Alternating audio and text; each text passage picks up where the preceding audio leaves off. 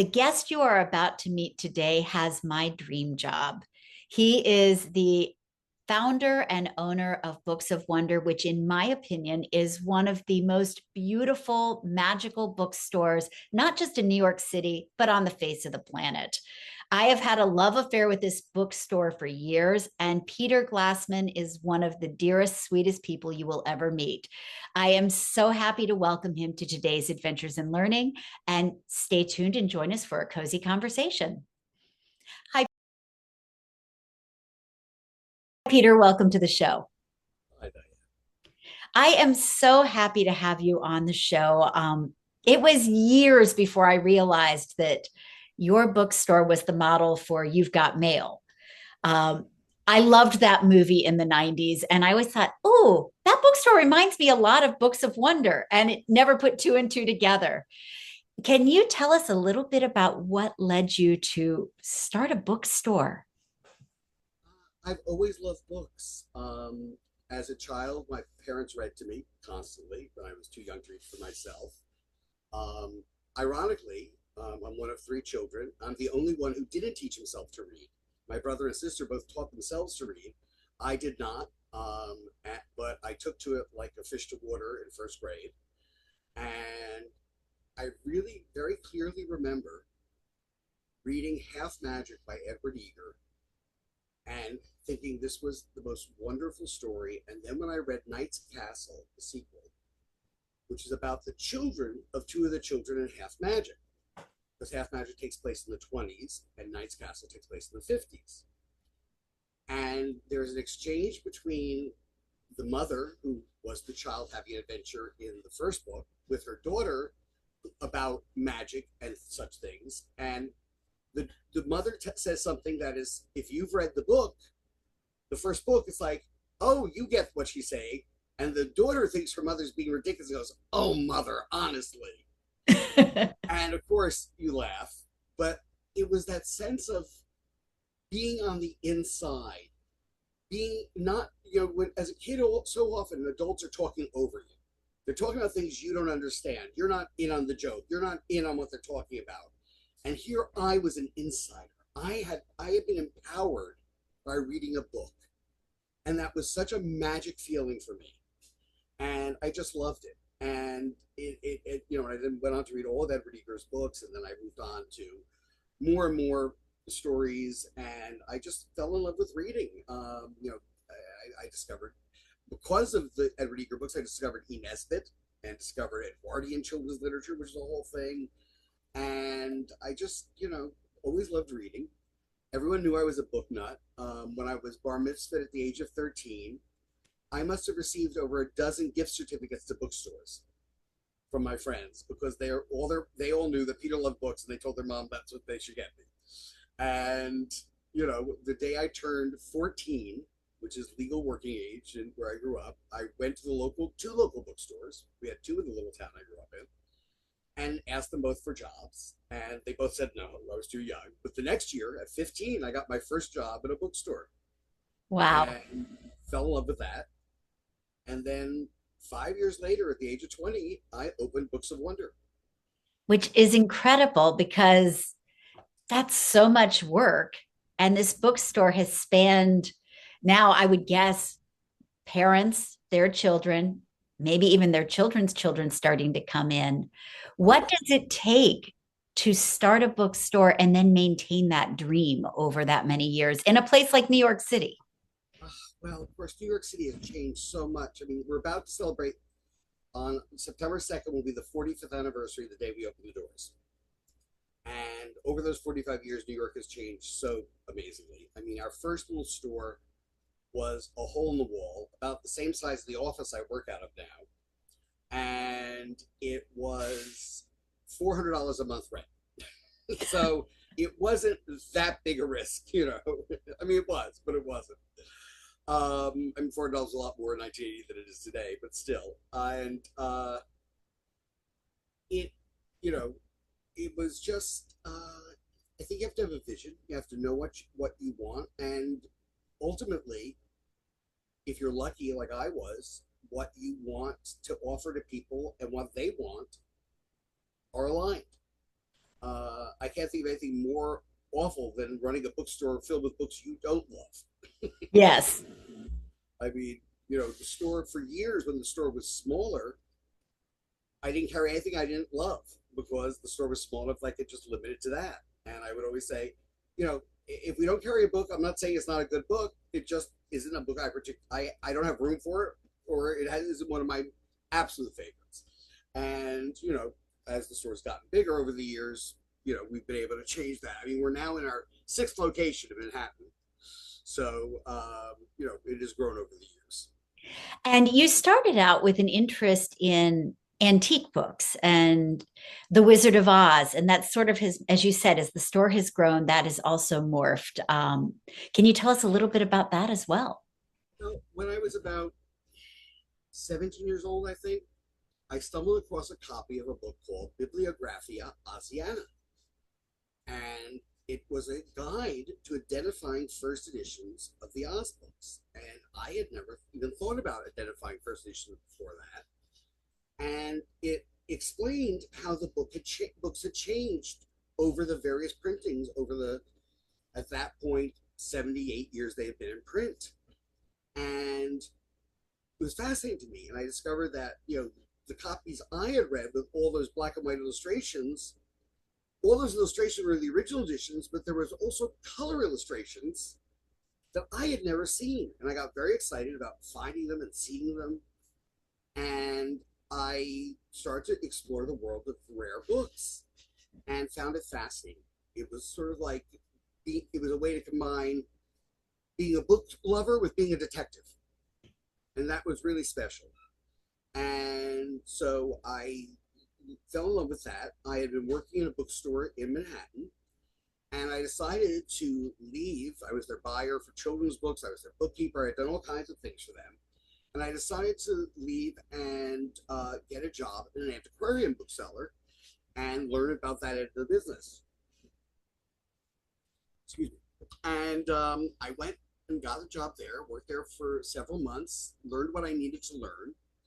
I had already been starting to collect books and buy books to put aside with the idea of opening my own antiquarian bookstore.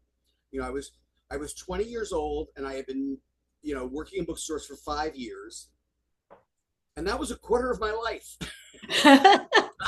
So it seemed to me like a very long time, and I thought, oh, I've done new books. Now I want to do something different. I want to do old and rare.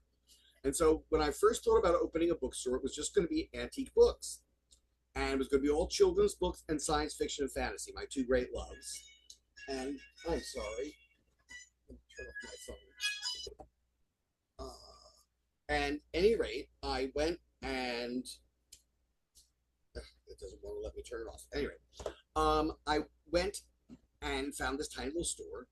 We went, and my late husband built all the bookcases.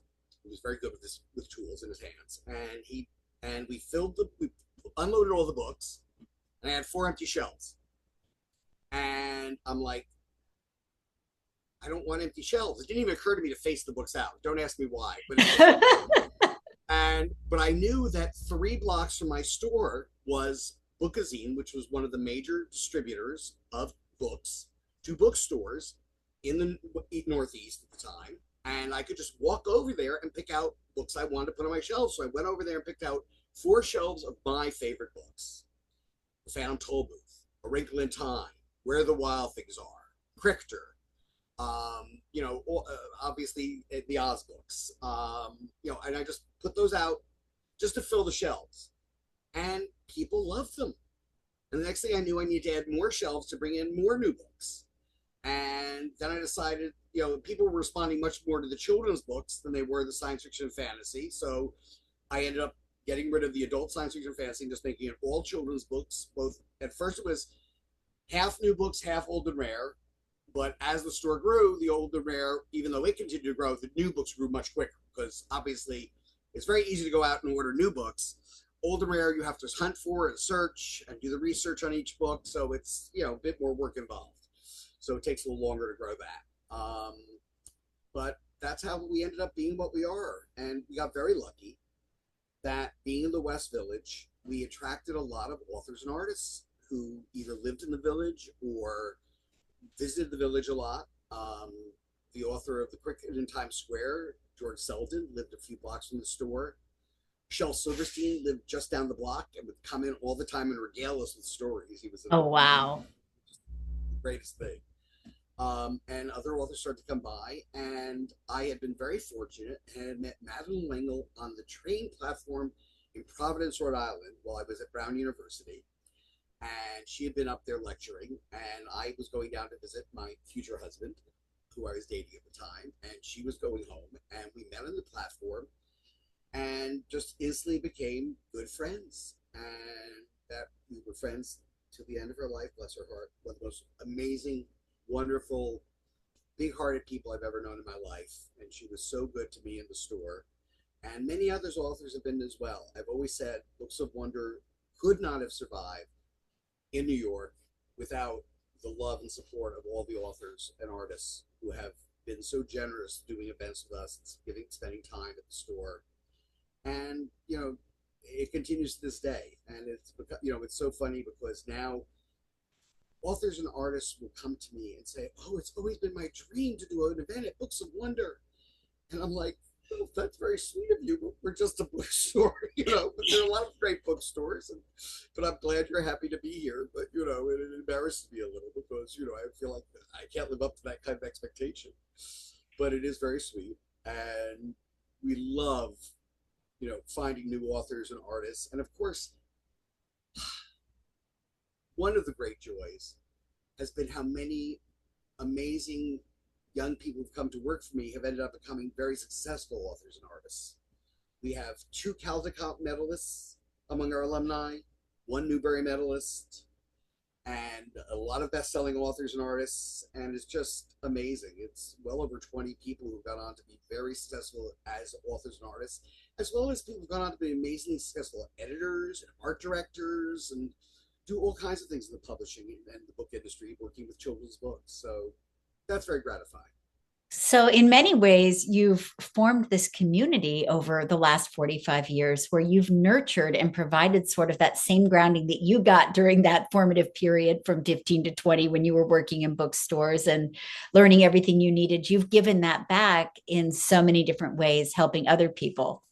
I have tried, and I've always tried to, I was very lucky. The owner of the store I cut my teeth in, Lester Finver, his name was. It was a bookstore that's no longer there, called Book World in West Caldwell, New Jersey. And Lester was amazingly good to me. I was very curious. I had a million questions about how things were done and why they were done. And my father owned his own business, so I knew a bit about business. So I was curious to learn about, what is the margin on this, and how do you go about ordering that? How do you make these decisions? And he was very generous in teaching me and explaining to me, and I just gobbled it all up. I thought it was so fascinating. I And love that. I became a buyer at the age of, I think, 16. Started buying books for the science fiction fantasy section, the children's department, and learned how to sell just about anything, as you have to in a general bookstore. You can't just sell what you love; you have to sell everything, which is which was the fun thing I discovered when I had my own store and I started adding books that I love was what when it felt a little tedious ordering books I didn't care about to fill the shelves. Now that I was only ordering books I liked, and books I thought were good for kids, good as in would make them excited about reading. Right. I think the job of Books of Wonder is to make children love reading. I am not interested, obviously if we can help them with a school project or whatever, we're happy to do that. But my goal is to make everyone discover that book, which makes them fall in love with reading, like I was lucky enough to. And an example I can absolutely give of why supporting an indie bookstore like Books of Wonder versus the big box companies that, just throw it all out there is I was in New York City a few years ago with my niece, who's dyslexic and a reluctant reader. And we had come into Books of Wonder, and her mom wanted to get her a book. And, she was kind of, I don't want to go in. and you had a staff member who came up to her almost immediately, got down on her level, and was like, "What are you interested in?" And she was interested in graphic format. And so, next thing I know, I look over and she's got a stack that is about 12 books high. She's sitting crisscross applesauce and she is reading through these books. And her mom wound up buying six because this staff member took the time to get to know my niece and figure out what books would be the perfect match. And so it made a huge difference because completely validated what she wanted to read, but then was able to also help her find authors she had never considered.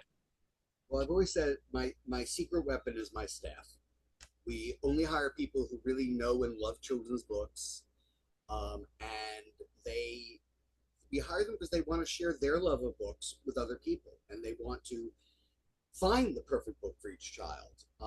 You know, we have occasionally the aunt or uncle or cousin who comes in, or just friend of the family, and says, "I don't know what to get them. I don't know, I don't know what they read." And we'll be like, "Well, what do they like? What are they interested in?" And what will happen is, we'll pick out a book or two, and they'll go off the book, hoping it's the right thing. They'll come back a few weeks later. They love that book. How did you know? That's fabulous. That's always very gratifying. And of course, the next thing we know, they're coming back with more nieces and nephews or whatever, and that's great because then we're reaching more kids, which is always the goal. So I teach a class where I teach a children's literature class where I help teachers and librarians fall in love with children's literature in all of the genres and really love introducing them, particularly to diverse children's literature that they may not have considered. Books that aren't the ones that they grew up on, but are books that are powerful and wonderful for the diverse society we live in today. But I also try to get them to understand that just because a book is good for you doesn't necessarily mean it's going to be good for that kid. And so you need to be well read so that you understand possibilities. You've been doing this for so long. I'm wondering, do you have sort of a secret sauce that goes into deciding what makes a book good for Books of Wonder and or good for your readers? I'm sorry to say that it's mostly a gut level reaction. If it's a book that makes me want to keep turning the pages, if it touches the inner child within me, which I'm lucky enough to still stay in touch with. Maybe it's just because I've always been reading children's books. I mean, if I go to a dinner party and it's not in the industry, and people are talking about all these adult books they read, I'm lost because I don't read Same. novels. I have no time for it. I'm too busy keeping up with all the children's books published each year. And I just, it's mostly what I'm looking for is something that will excite the reader, make them want to read it back, and make them identify with the children in it.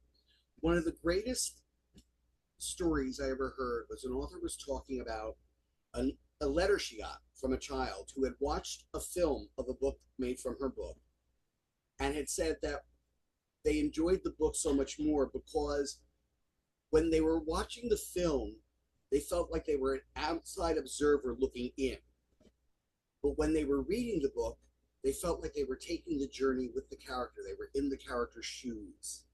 And that was wonderful. And it was just but I realized that is the secret to books. But nothing, I love film. I love theater. I'm lucky enough to live in New York and, Right. opportunities to live theater, which is an amazing experience. And in many ways, I think live theater is the closest thing to reading that we get because both require the suspension of disbelief.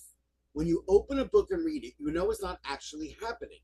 You're reading a story, but you suspend your disbelief and invest in the characters and invest in the story. When you're watching a film or TV, you can pretend like it's real, that because it looks real. Maybe not an animated film, but even then you can. Yeah. When you're watching a play or a musical on a stage, it's not really happening. I mean, it is happening, but it's not real. They're changing the sets. It's actors, but you invest yourself in it the same way you do with a book. So I've always felt theater is very similar to reading in that sense, and the investment in the being willing to suspend your disbelief and invest in what is in front of you.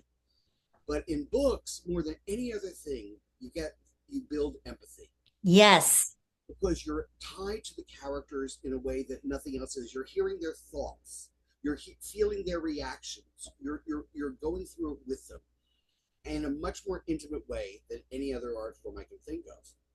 And particularly for children, it is so important because let's face it, very few of us live in a situation where get exposed to the diversity that our world has around it. So through bookstore, we can go anywhere, anytime, any place, and meet anyone, and it's amazing. And it doesn't matter whether you want a fantasy novel with, or a science fiction time travel, or a mystery, or a good biography. They're all great stories if they're told by the right people. I mean, we're having Alan Gratz in October, and Alan writes historical fiction. And it is amazing how invested you become in his characters and how alive he brings it for you. You know, and it's or last year were lucky enough to have Alice Hoffman come and talk and read from her and talk about the book she wrote about Anne Frank before she went into hiding. And you felt like you were on the journey with Anne.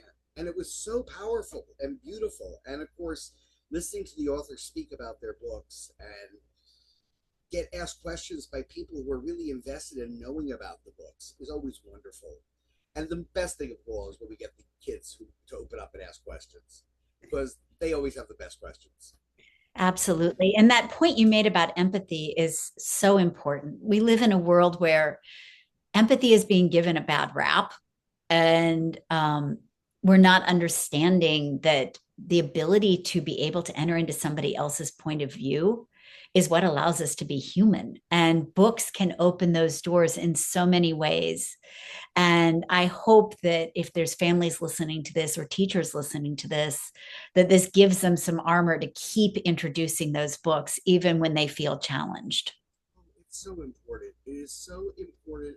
And also, it's so important that any child and every child feels recognized when they go into a library, into a classroom, into a bookstore, that there are books that they can say, oh, that could be me. I mean, yes, we want them to use their imaginations and identify with everyone. There should also be books that they think, oh, that could be me. And learning about other cultures and other people and other ways of living, and and it's such a joy, and it enriches us and expands our ability to appreciate life. I agree. And it helps you to maintain that wonder, which is the basis of books of wonder. You Yes, know, and of course, it's also essential to a free society. absolutely. You know, the the concept. One of the basic, one of the First Amendment to the Constitution was about guaranteeing freedom of thought, freedom of expression, and freedom of the press. But those don't do us any good if people aren't reading. If people aren't reading the press, if people aren't reading books, if people aren't reading new ideas, they're not getting them. Because there's only so much you can get out of a soundbite.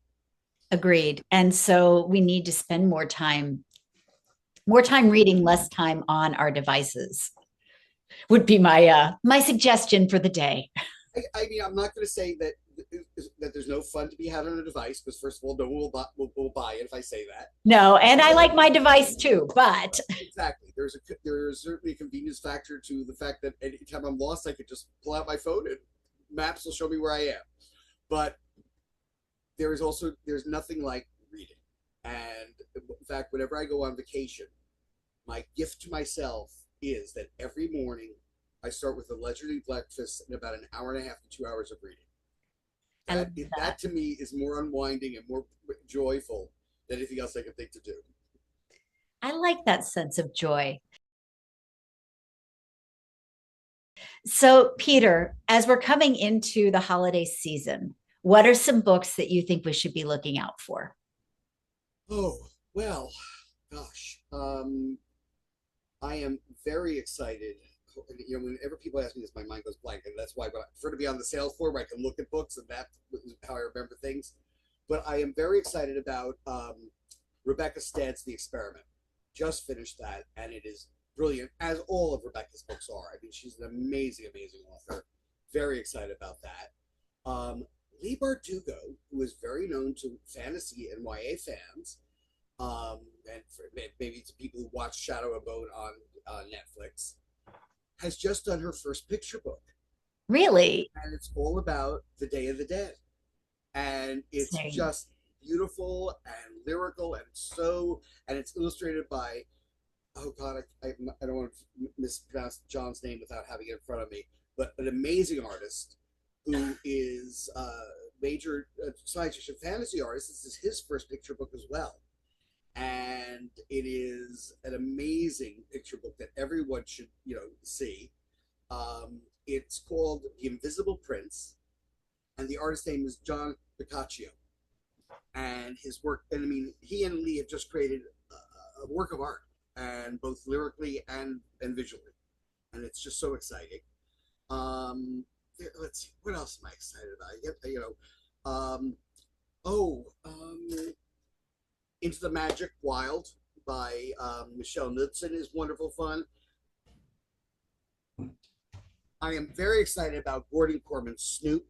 It is just such a great adventure story and mystery, and it's about, well, I don't want to give anything away. It's just fabulous. You'll love it.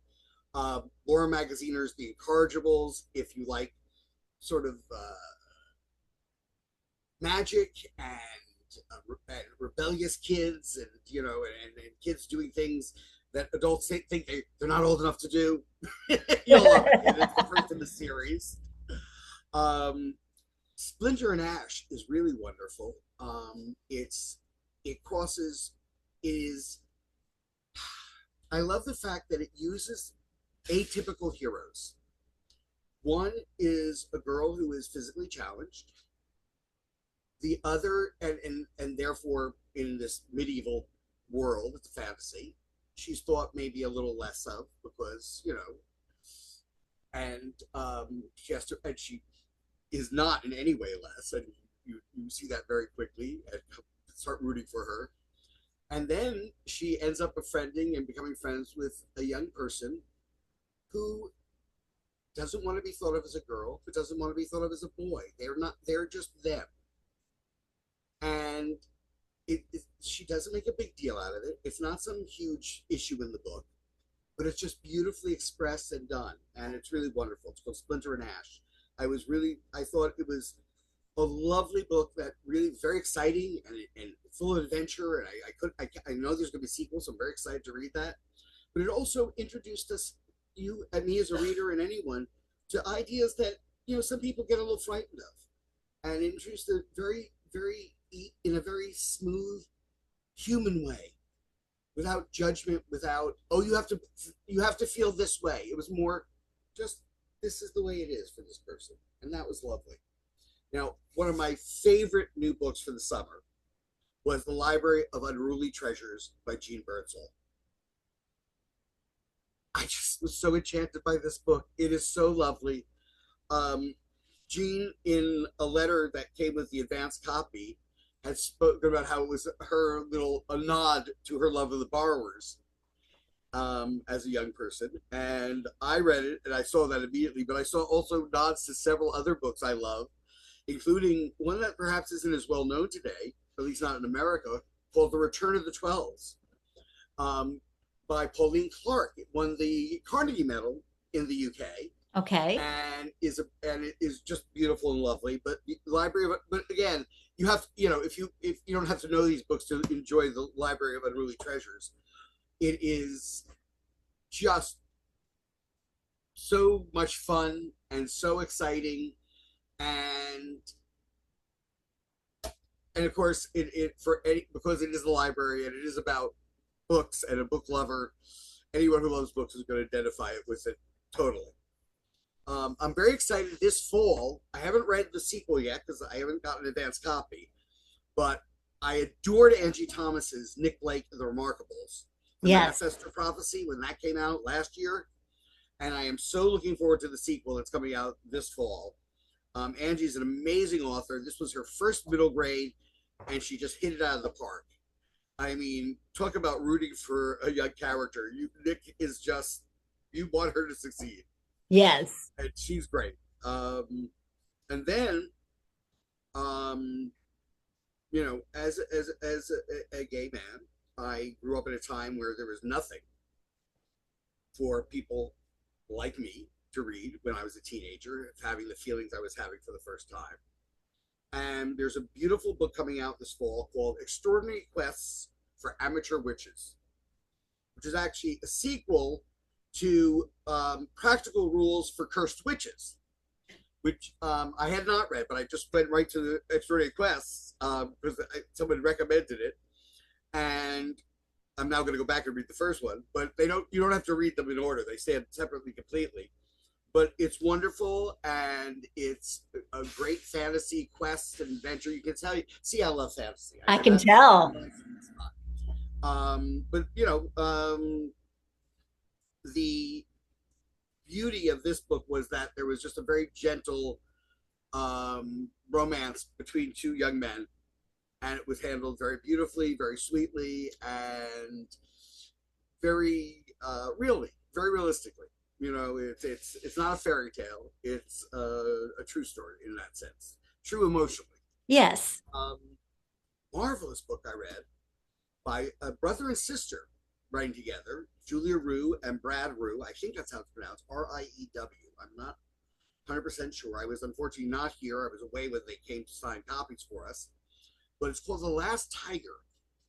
And it was inspired by their parents who had to escape from Korea during the war and had some very difficult during the not during the Korean War, but during the occupation of the Chinese in Okay. Korea in World War II and after. And it is a beautiful story, and it introduces you to Korean culture in a fantasy setting of sorts. It's not, they're not trying to be completely realistic, but it's just wonderful, and it's a great exposure to a culture that a lot of people may not know, and it's and it's always so exciting to discover these new cultures and things. And then there is one adult book that I did read because it was written by one of my favorite children's writers, Louis Sacker. Okay. Has written his first book, The Magician of Tiger Castle. For grown-ups. Theoretically, although I don't Theoretically. I mean, I'm not a teens, anyone over the age of 10 couldn't read it and enjoy it. I mean, it is about someone who's an adult, and it's from their adult perspective. But you know what? Kids have great imaginations. I don't think they have any more trouble identifying with a 40-year-old than they do with a 14-year-old. sure. And it was just a wonderful, beautiful story, as Lewis tends to write. So I'm very excited about all these books, and I'm always reading something new. Right now, I'm reading Summer Ghoul by Tracy Badua, which is wonderful, and it's about a kid who is forced by his parents to spend 3 weeks in the summer away from his friends, which he's very upset about. The family goes away for 3 weeks, and he'd rather be home with his friends. And he discovers that the room he claims in the house they've rented is haunted by another kid, and it's great. And it turns out the ghost expects him to be all freaked out, and he's trying to get rid of them because he doesn't want this kid in his room. And he's like, "Hey, I'm Filipino. My grandmother talked about ghosts all the time," and and it's like, it's just so cool, and it's just again a great story, and it's again introduction to a different culture. But he's also a very American kid, and it's wonderful to see how those how children in America grow up in different cultures and bring that to their American experience. And Absolutely. Well, that's a Tracy's a great great list to writer. get I us mean, you find started. yourself involved in the first few pages. She's got to involve with the characters. Wonderful. Well, that is a fabulous list to get us started. And I know that you offer recommendations on the website as well. And folks can also come stop at the store and ask for recommendations and get some help finding the perfect book. So I'll put all of that information into our show notes. Right. And I And I wanted like to to add leave with that many of these authors either come to the store and sign their books, or send us book plates signed by them that we offer with the books. We try and we also do virtual events for those who aren't in the New York area. So you should visit our website to learn about those. we love bringing authors and artists together with the people who love their books. We find that that's a great experience for everyone and something we like to encourage. Well, and you've certainly done a magical job with that over the years. Before we got on for this call, you were looking at the books I've got behind me, and I was saying I have the artist to artist book behind me that I got signed by all of the illustrators when you hosted the event to launch that book. And Ashley Bryan was a dear friend, which was sort of my draw for going to that particular event. I had done a children's literature conference in the middle of nowhere, Virginia, with a 2 week old baby. And Ashley, I was interviewing Lois Lowry on stage, and Ashley literally walked around holding my baby in the background, and it bonded us for the rest of our lives.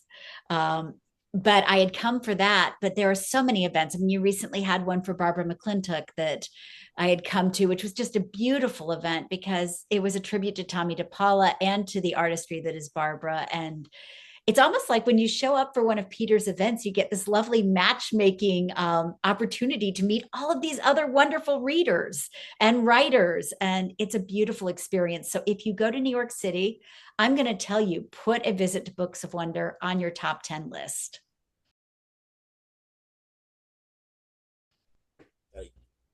So, Peter, last question for today. And I like to end with this for everybody. What currently brings you hope?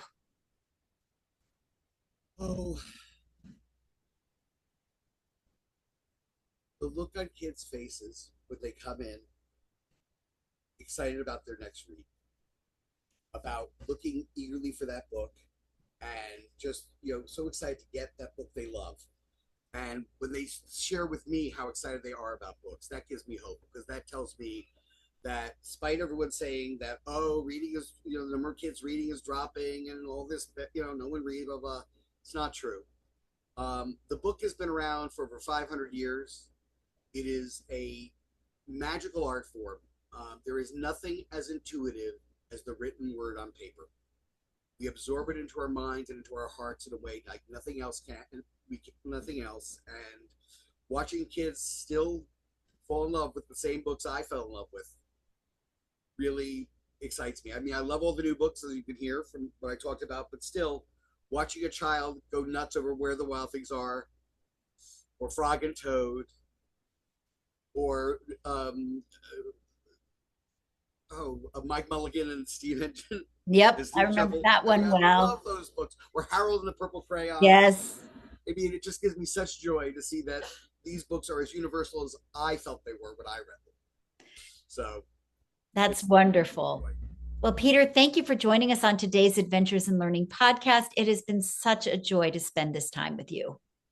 My pleasure. Thank you for inviting me.